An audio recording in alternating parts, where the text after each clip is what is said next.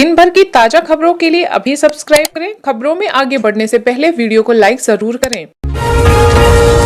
Ukraine संकट पर PM Modi ने की रूसी राष्ट्रपति पुतिन से बात, तत्काल हिंसा रोकने की अपील।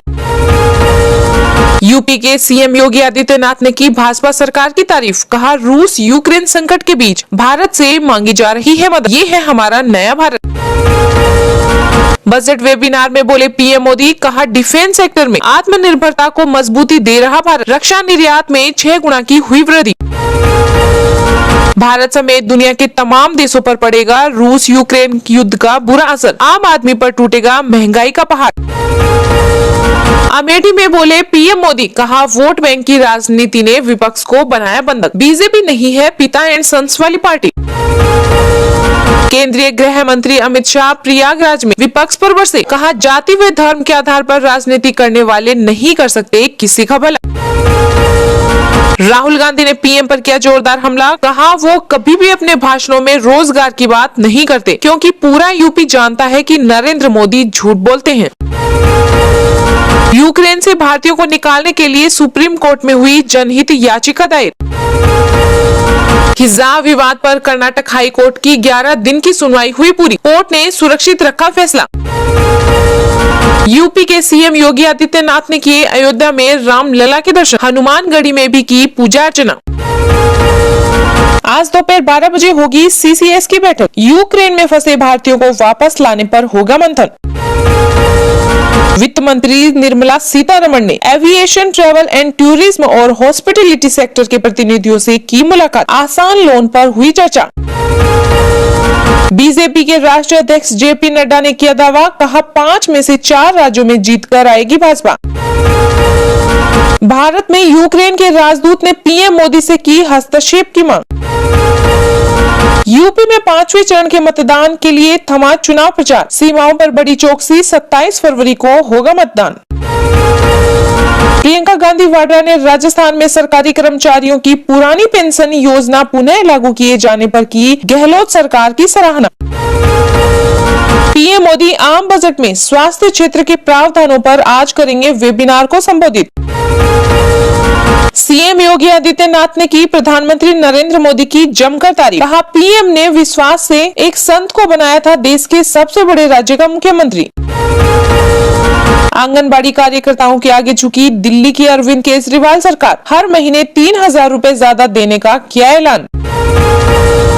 यूपी में योगी सरकार की तारीफ पर राजा भैया ने अखिलेश यादव को दिया जवाब, कहा जब्त होगी आपकी जमानत। 18 से लेकर 50 साल की उम्र में भी उठाया जा सकता है प्रधानमंत्री जीवन ज्योति बीमा योजना का लाभ, जाने पूरी डिटेल।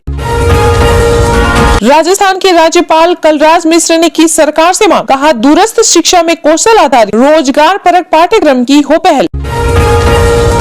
पूर्व सीएम मायावती ने यूपी चुनाव को बताया शुभ संकेत, कहा बीएसपी लाएगी जनता के अच्छे दिन। यूपी में सपा पर जमकर बरसी अपर्णा यादव, कहा तुष्टीकरण करने वालों का तोड़ दो मुंह। दिल्ली सरकार ने खत्म की नाइट कर्फ्यू समेत सभी पाबंदियां, 1 अप्रैल से खुलेंगे स्कूल, अब रेस्टोरेंट और दुकानों को भी खोल सकेंगे देर रात तक। योगी ने किया दावा, कहा 2014 में यूपी की जनता ने जातिवादियों और दंगाइयों को कर दिया था खारिज। यूपी चुनाव के बीच जयंत चौधरी ने बीजेपी पर किया हमला, कहा पेट्रोल डीजल के रेट तय करने में सरकार का हाथ नहीं तो चुनाव के वक्त भाव स्थिर कैसे। पंजाब कांग्रेस अध्यक्ष नवजोत सिंह सिद्धू ने रोड रेज मामले में सुप्रीम कोर्ट से किया अनुरोध, कहा 33 साल पहले के मामले में पुनर्विचार याचिका की जाए खारिज। महाराष्ट्र में शिवसेना पार्षद के परिसरों पर पड़ा आयकर विभाग का छापा, नवाब मलिक के बाद घेरे में आए यशवंत जाधव। फेसबुक के मालिक मार्क जुकरबर्ग ने की घोषणा, कहा मेटा ला रहा है आर्टिफिशियल इंटेलिजेंस पर आधारित यूनिवर्सल स्पीच ट्रांसलेटर। सजा को लेकर लालू यादव ने झारखंड हाई कोर्ट का किया रुख, स्वास्थ्य समस्याओं का दिया हवाला। यूपी में बीजेपी के लिए अयोध्या बना प्रतिष्ठा का मुद्दा, योगी के कामों को जनता को याद दिलाने में जुटी आरएसएस, राम के नाम पर कर रहा वोट की अपील। देश में लगातार दूसरे दिन 15,000 से कम आए कोरोना के मामले, 302 ने गंवाई जान, 27,000 लोगों ने दी बीमारी को मात। बिहार के दिग्गज नेता हुकुमदेव नारायण यादव ने पीएम मोदी को लेकर दिया बड़ा बयान। कहा, इनकी नीतियां देश के सभी जननायक जातिवाद व क्षेत्रवाद के खिलाफ हैं।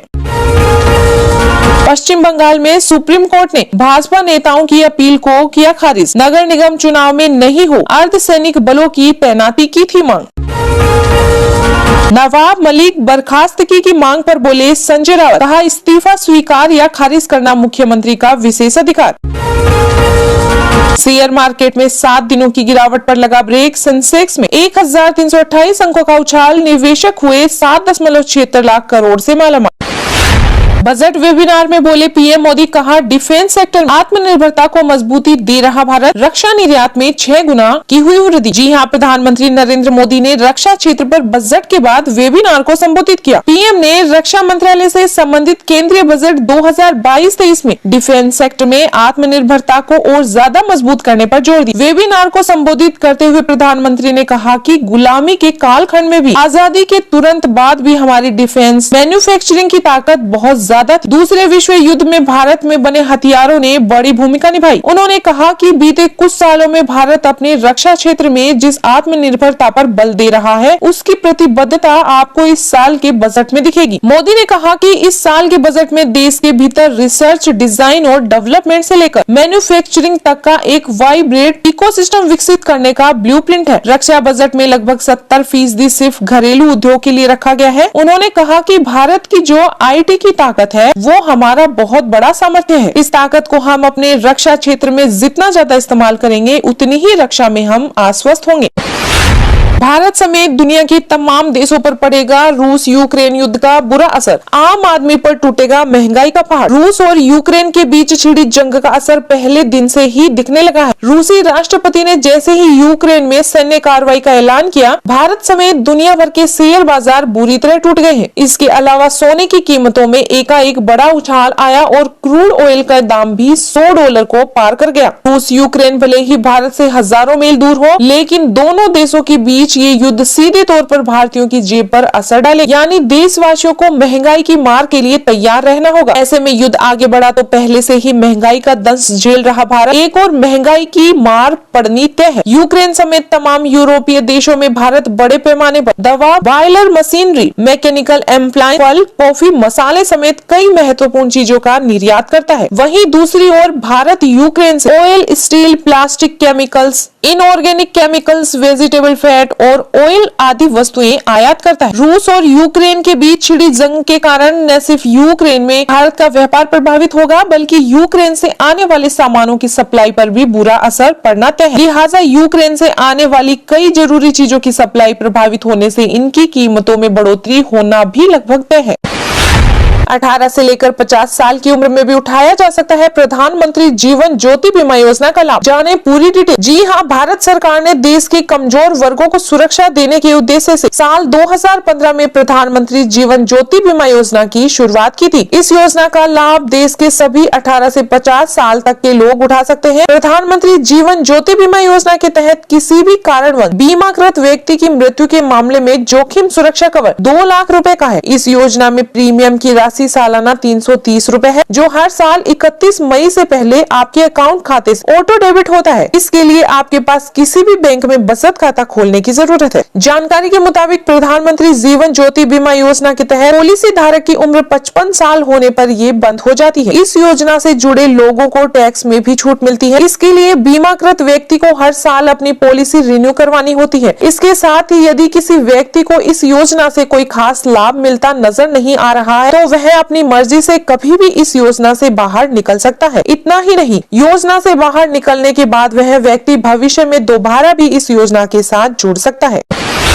दिल्ली सरकार ने खत्म की नाइट कर्फ्यू समेत सभी पाबंदी। 1 अप्रैल से खुलेंगे स्कूल। अब रेस्टोरेंट और दुकानों को भी खोल सकेंगे देर रात तक। जी हां, राजधानी दिल्ली में कोरोना से कम होते मामलों को देखते हुए DDMA ने सभी कोविड प्रतिबंधों को खत्म कर दिया है। उपराज्यपाल अनिल बैजल की अध्यक्षता में हुई दिल्ली आपदा प्रबंध प्राधिकरण की बैठक में यह फैसला लिया गया। अरविंद केजरीवाल ने DDMA की बैठक में कहा कि अब कोरोना नियंत्रण में है, अब दिल्ली में सब कुछ खुलना चाहिए। सूत्रों के मुताबिक दिल्ली आपदा प्रबंध प्रबंध प्राधिकरण की बैठक में फैसला हुआ कि कोरोना के मामलों में कमी आई तो अप्रैल से पूरी तरह से और सामान्य रूप से स्कूलों को खोल दिया जाएगा। दिल्ली के सीएम अरविंद केजरीवाल ने ट्वीट कर जानकारी दी कि DDMA ने स्थिति में सुधार होता देख सभी प्रतिबंध वापस ले लिए हैं। स्कूल 1 अप्रैल से पूरी तरह से ऑफलाइन होंगे। मास्क नहीं पहनने पर फाइन को घटाकर 2000 से 500 रुपए कर दिया गया है। साथ ही रेस्टोरेंट और बार भी 50% की क्षमता को भी पूरी तरह से खत्म कर दिया गया है। अब रेस्टोरेंट और बार में 100% क्षमता की अनुमति होगी। सभी को कोविड अनुरूप व्यवहार का पालन करना जारी रखना होगा। सरकार स्थिति पर कड़ी निगरानी रखेगी।